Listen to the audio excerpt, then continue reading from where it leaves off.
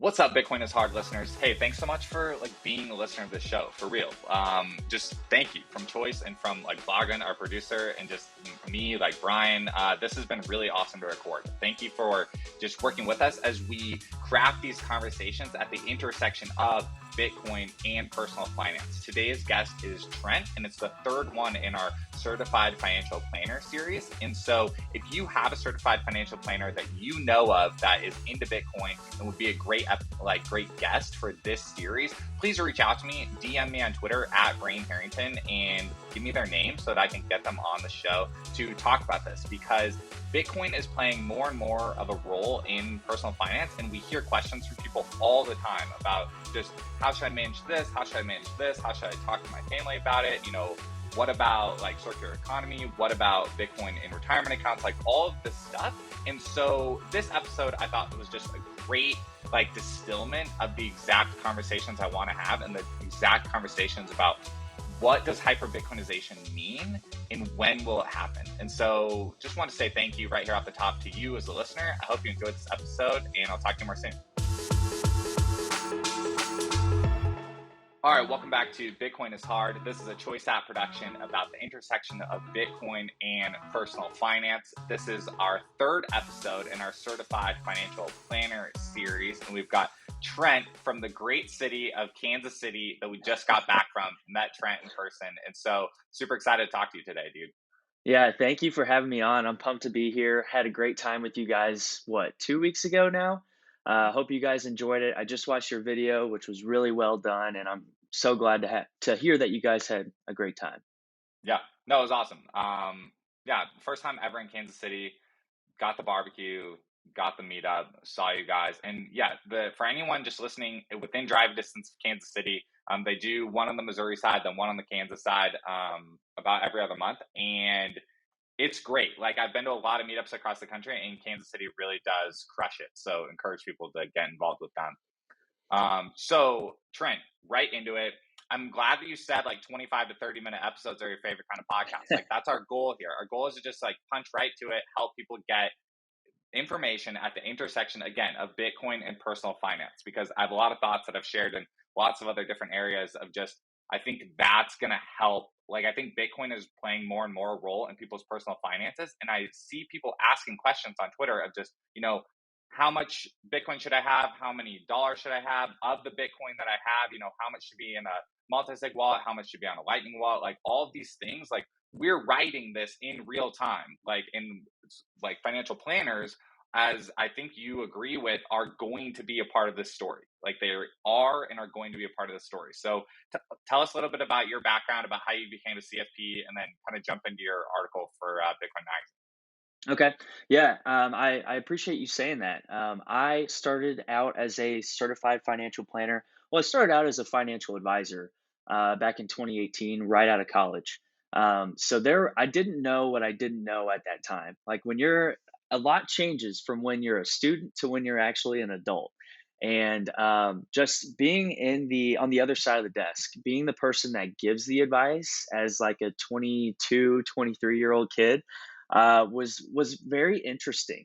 And so I realized that getting the letters behind my name, the extra credentials in that CFP, Certified Financial Planner, I knew that was going to help me out a lot. And so I actually got my coursework finished while I was still in school at the University of Missouri there in Columbia. All I had to do was take the exam. So passed the exam, but could not use the letters for another 2 years. So that was something that I hated about the CFP program, is that, hey, I'd done all the work, but I can't even use the letters. Turns out that is a fantastic thing to have in place for the CFP board.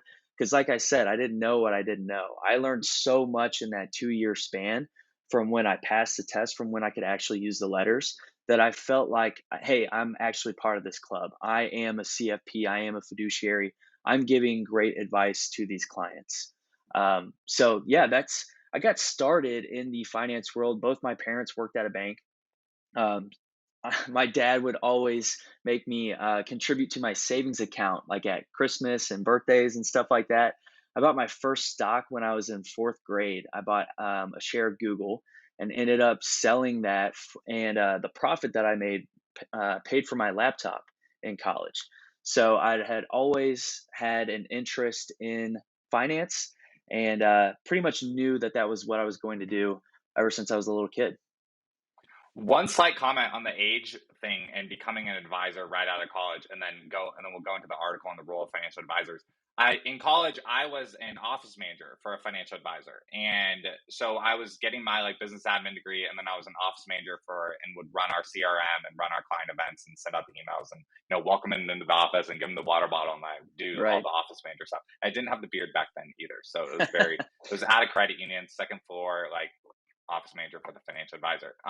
But I watched a lot of people go down that path of becoming advisors straight out of college, and dude, that's tough. Like, there's just no other way around it. I feel like to say that, like, it's very hard as a young person. I feel like to build a book of business in that, like, at least I guess what people traditionally think of like financial advising.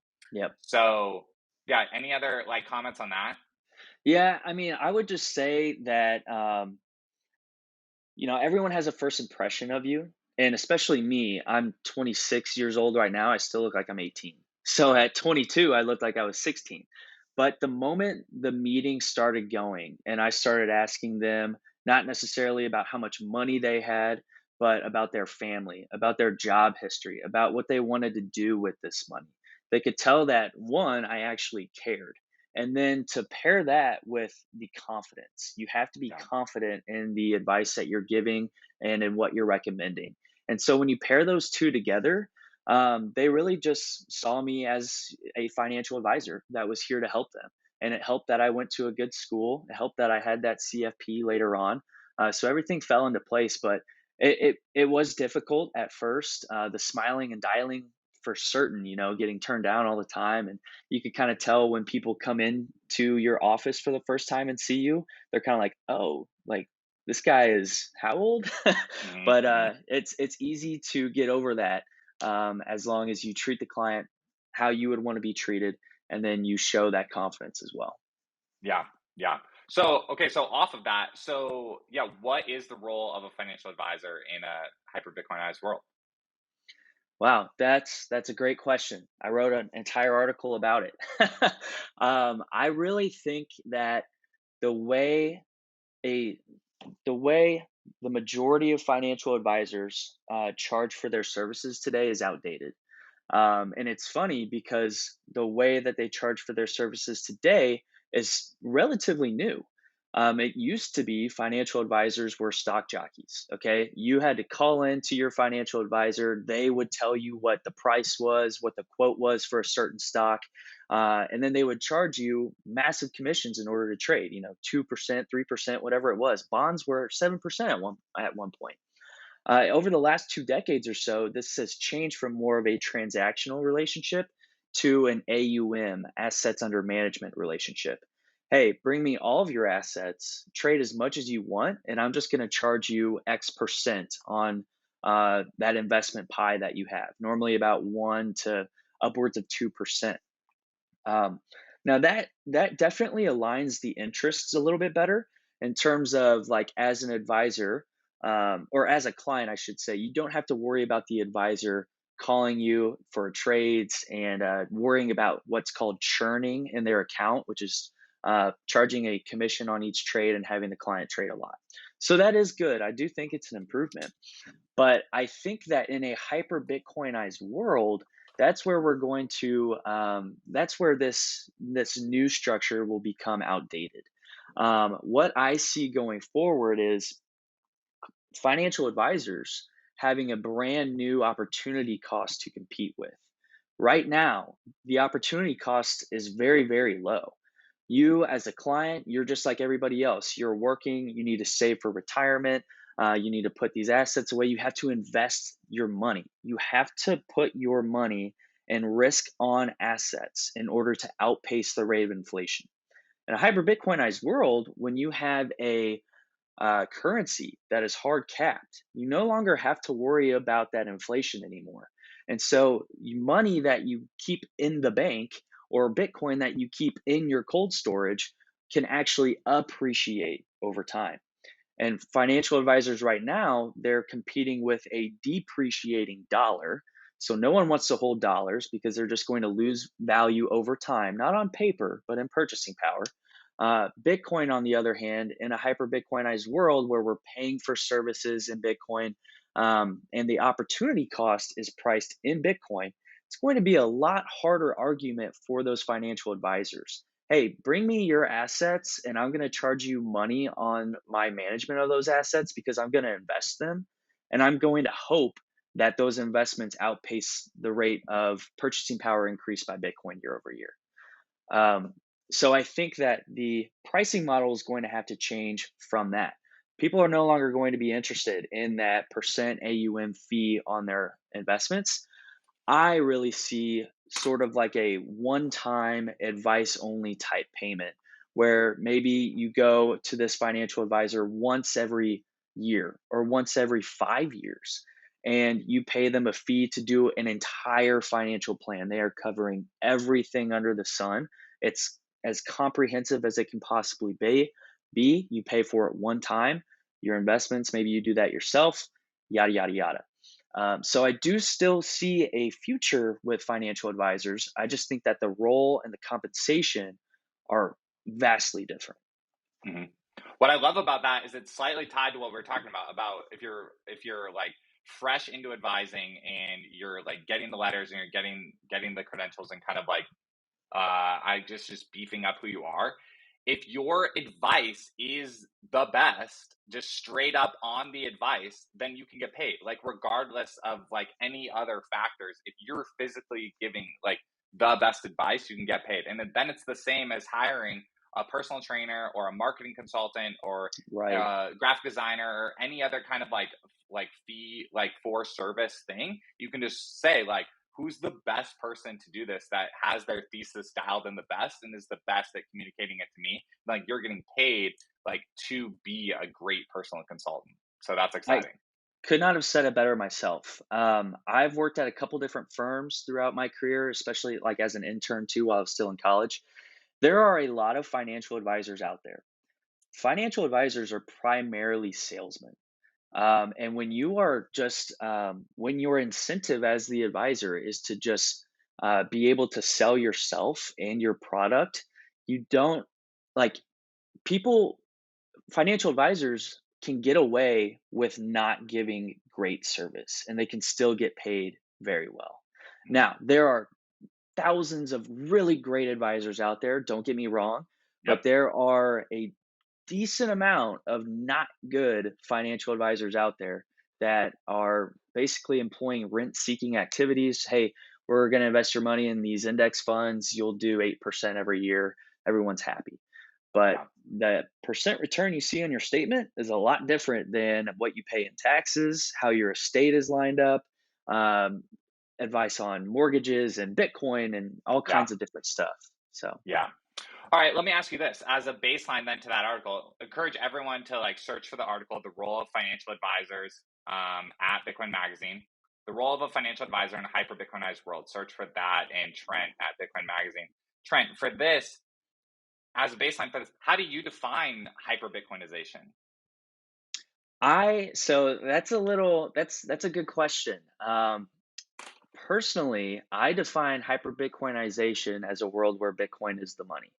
Plain and simple.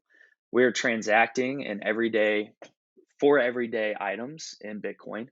Um, People are using Bitcoin as their store of value. They're using the potential appreciation as their opportunity cost. You don't, you're not buying fidget spinners from Amazon. Spending is a lot more important to people and trying to minimize that spending. I also see a world a lot different in terms of taxes. I think that the federal government's power to tax income will decrease substantially, but that's really hard to predict. So I kind of wanted to keep it out of that article, and going along with state and local taxes too. But yeah, that's pretty much how I see a hyper Bitcoinized world as just plain and simple. Bitcoin is the money, and then everything else trickles down from there. Yeah. And what's your I mean, there's no right answer to this question, but it's like, so what's your timeline for that hyper Bitcoinized future, or how would you describe the state of the current transition? Yeah, that's like the $1 trillion question, right? Hmm. I personally am a little bit bearish compared to some of our other Bitcoin friends. I I would be surprised if I do see a hyper Bitcoinized world in my lifetime. Um, and I hate to say that. I really, really do. And that's probably just me, preparing for the best, hoping for the worst. But I think that Bitcoin has still not seen its toughest battles yet. It had plenty of tough battles in its infancy, especially in that first 3 to 4 years when the network was very, very vulnerable, was very open to attack. And we have since come out of that largely, but we still have not seen the full power of the state. And I don't think that the state will kill Bitcoin by any means. I think Bitcoin will be around forever. But I just think that ingraining it into everybody's daily lives will take a little bit longer than people realize. Now, granted, federal governments have been doing a great job of advertising Bitcoin lately, with the Canadian government freezing assets, and now you have the US completely cutting off the Russian economy, which is like, it's unbelievable, these sanctions that we are enforcing right now. It's crazy. And so they're doing a great job of advertising Bitcoin, but we still can't even get a Bitcoin spot ETF approved yet. Like, it's very obvious that the state is not incentivized to further Bitcoin adoption. Hmm. So, okay, love that. I love that answer. I appreciate like candidness and like directness on that.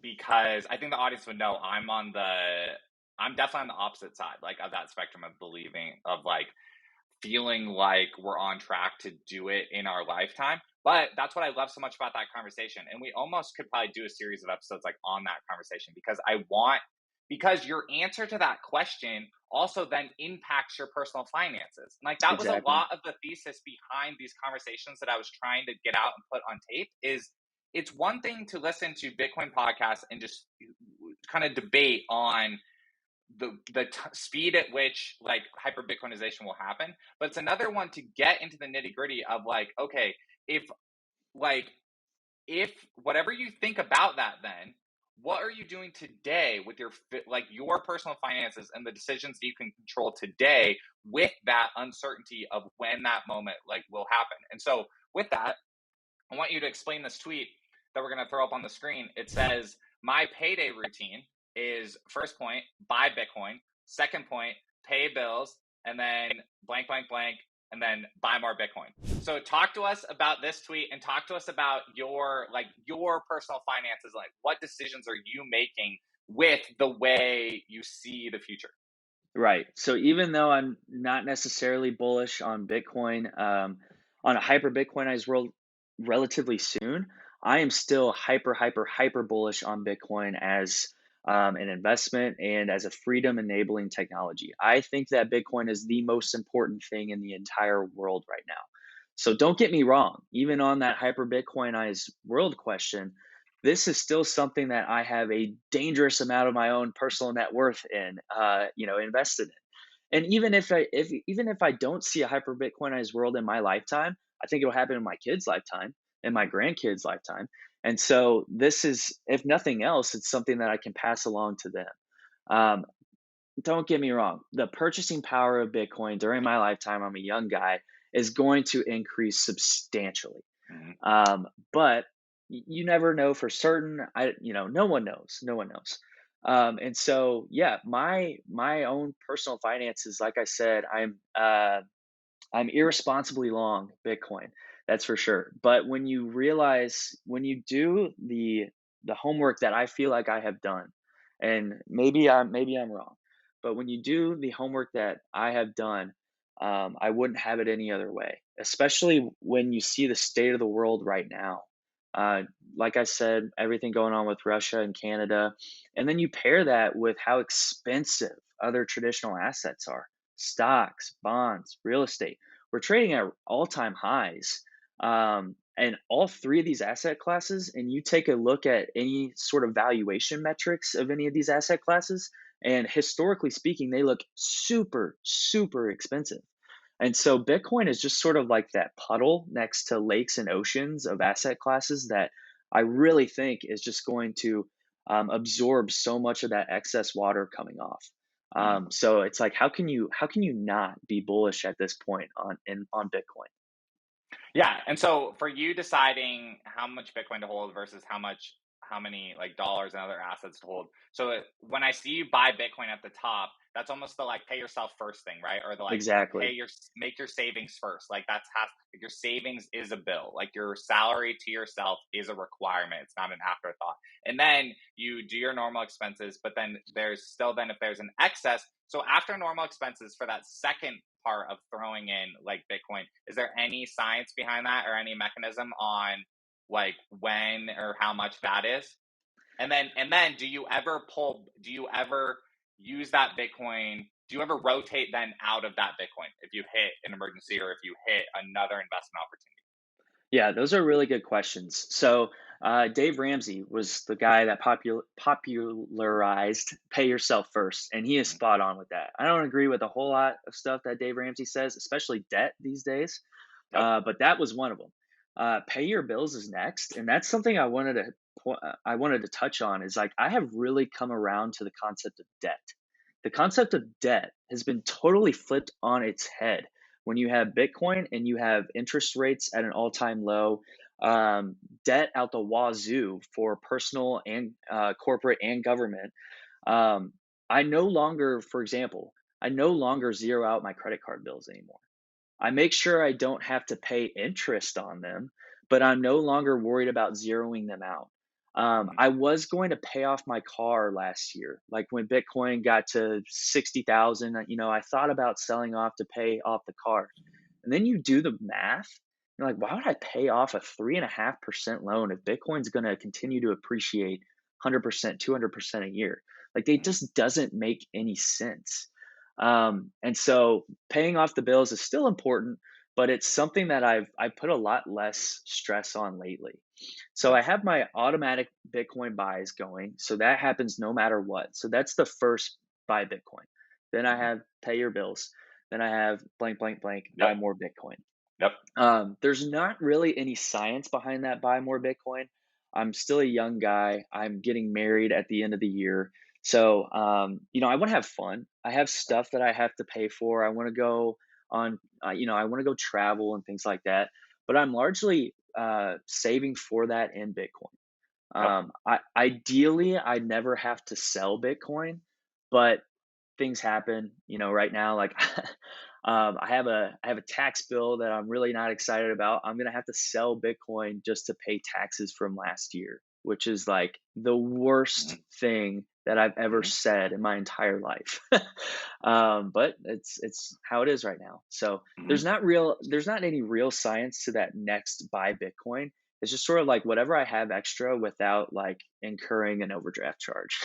That's what I'm gonna Mhm. put into Bitcoin. Mhm. Yeah.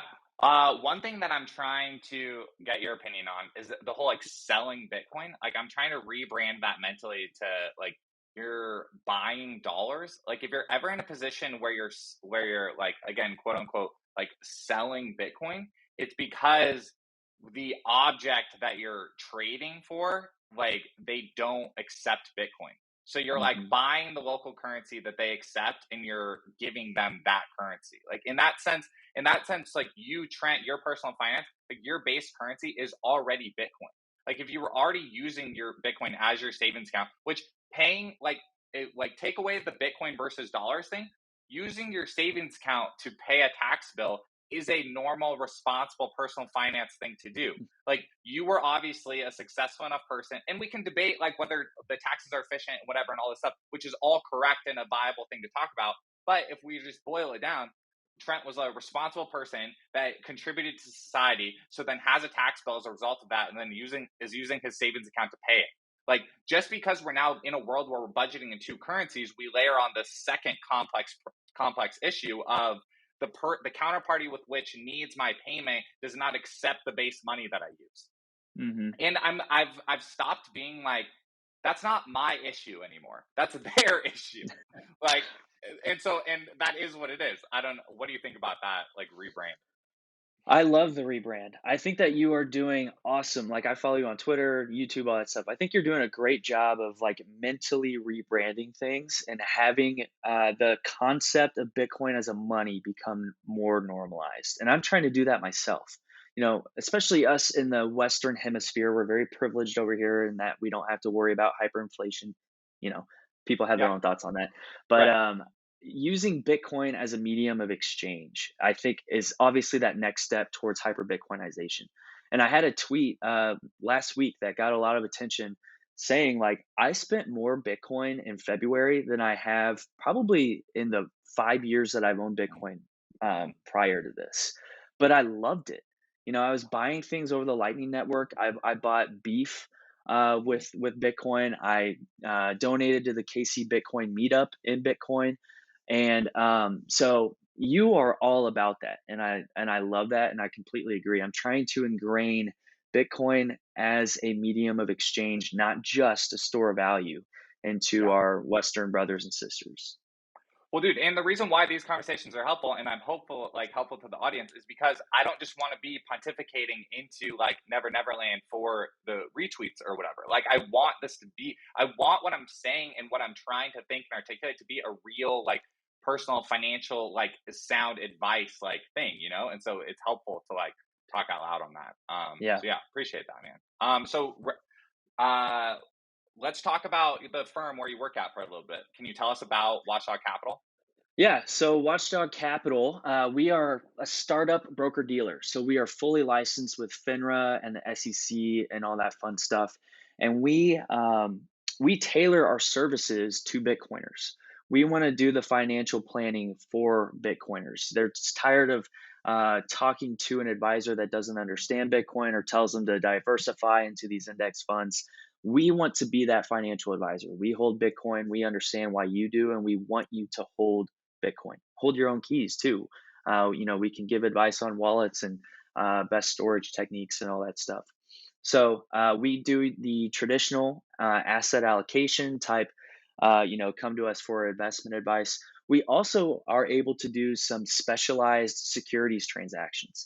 Like we can trade secondaries. So, for example, if there is a private company that one of our customers wants to invest in, but they're not real, the company isn't doing a round. If we have a contact at that company, we can say, hey, Mr. Jones, you know, Mr. XYZ over here wants to buy some shares in that company. Do you have anybody that needs some liquidity? And we can pair those two together, which is super exciting. We also have a crowdfunding portal as well. So that's Reg A, Reg D, and Reg CF offerings. Again, these are offerings for private companies that they can fundraise with the public. So it's Mhm. not just a VC company investing into a Bitcoin startup. That Bitcoin startup can say, hey, we want our own customers to have equity. You're creating clients for life in that instance, you're creating cheerleaders, et cetera, et cetera. So, more of the non traditional stuff is what I personally and what our firm is most excited about in the future. Yeah. Can you talk at all to any sort of future where, like, you know, we have the ability to, or I guess with the platform already, the portals as you have it, can these shares be bought and sold directly for Bitcoin? That's a good question. I am not going to be the expert on that, and it really boils down to like SEC and FINRA rules, Mm, and I don't want to get into that. It would be very difficult for us. sure. However, in the hyper Bitcoinized world, I Mm, definitely see that happening. Your entire portfolio will be priced in Bitcoin. You know, shares of companies will settle on Bitcoin or a sidechain or something like that. So, to your point, like not something that we're doing right now, but yep. it's definitely going to happen in the future. Love it. Love it. Maybe same answer, but just quickly, are you able to speak to like the blockstream mining note or like the El Salvador volcano bond at all, or like how those work? We have had conversations with the people that we need to have conversations with. We are doing our absolute best in order to provide all of that on our platform. It's largely out of our hands, though. Cool. But I can promise that we are doing our best in order to offer them. Cool. That's Yeah, awesome, man. That's exciting. yeah. Great. Tell us, dude, yeah. So conclude for us. Any other thoughts on the intersection of just Bitcoin, personal finance, financial advisors, and then tell us where the audience can talk to you more.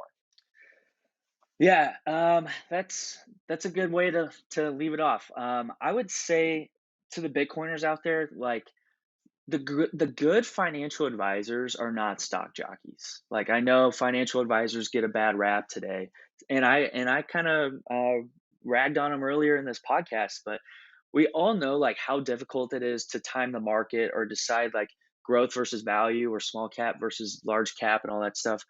The good financial advisors are not worried about that. The good financial advisors are focused on the entire financial plan. When you're going to take your Social Security, does it make sense to contribute to an HSA? Like, is your estate mapped out exactly how it needs to be? Are your beneficiaries going to inherit the assets the way you want them to? And so I think that like there are really great financial advisors out there, and you just have to kind of do your homework in finding them. So there's definitely a future for FAs. I think that the market is going to greatly condense in the future because not as much rent seeking activities means less financial advisors. Um, and so if I could just like say financial advisors are still very valuable today, especially when you have complex tax laws and state laws and healthcare laws and all this stuff. That's our job to stay on top of that. That's what we do. We do not pick Walmart or Amazon.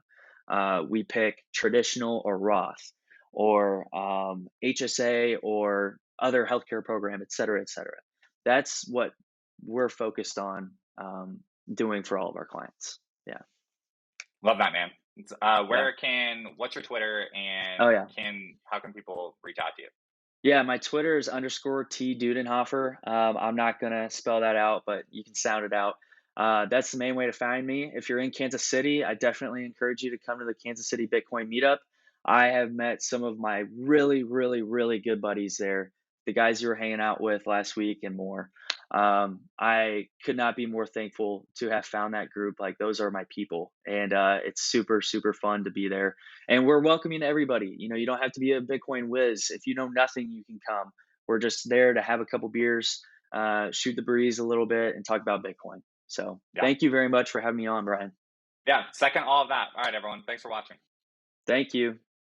Guys, I completely forgot, and Trent is a loyal listener. And Trent, the question that we need to ask him, that we've asked every guest, is what is a Bitcoin financial product or service that doesn't exist yet that you would use? Yeah, so I wanted to be asked this question because I think it's an awesome question, and it's really good to hear other advisors what they think as well.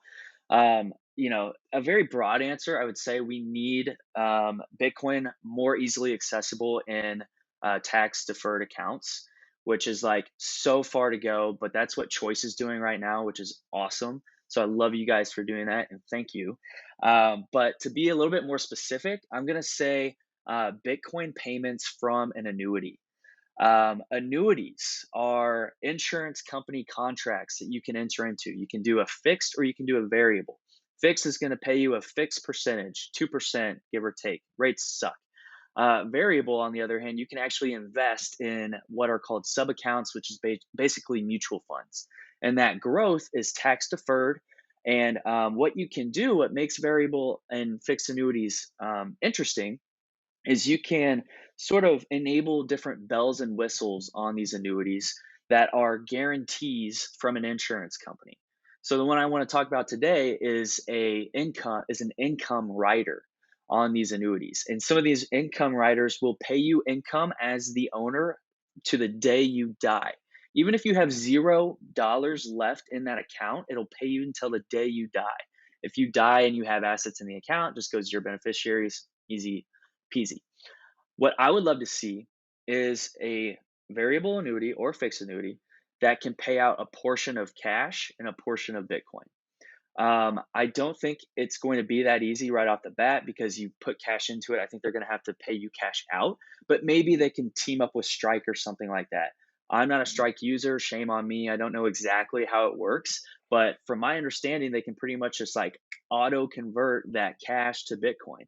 So as I deal with retirees, especially in small town Missouri, small town USA, these people go to their graves without touching their annuities. They just don't need it. And so it goes to their beneficiaries. Why not instead be able to get a portion of that payment and actually start taking payments from the annuity? Get some of it in cash so you can pay your bills with, you can go on vacation, all that fun stuff. Get some of it in Bitcoin that gets sent directly to your wallet, your multi-sig wallet, your hardware wallet, whatever it is. And that is your new savings for your beneficiaries, especially if you're focused on passing these assets on. That way you're getting taxed on the payment so that your beneficiary doesn't have to pay that tax when you pass away. And it's going into an asset that's awesome and appreciates as much as it does in Bitcoin. So that is a product that I would love to see. I think that's such like a beginner's way for people to get their feet wet. It just makes so much sense. But the way the traditional finance world works, probably a long way off. What I love about this answer is it's speaking to my thesis of like the account types, like financial account types are not the problem. The broken currency is the problem. Yes. And there's a place for all account types. So yes. Trent, thank you so much for the reminder on the question. All right, guys, thanks for listening. We're out for real this time. Hey all, this is Brian. You can reach me on Twitter at Brain Harrington. Shoot me a DM with any feedback from today's episode. This has been a Choice App production. Bitcoin is becoming centric to personal finance, and we want to help you learn how to better engage with Bitcoin financial services. None of this is financial advice and is for education and entertainment only.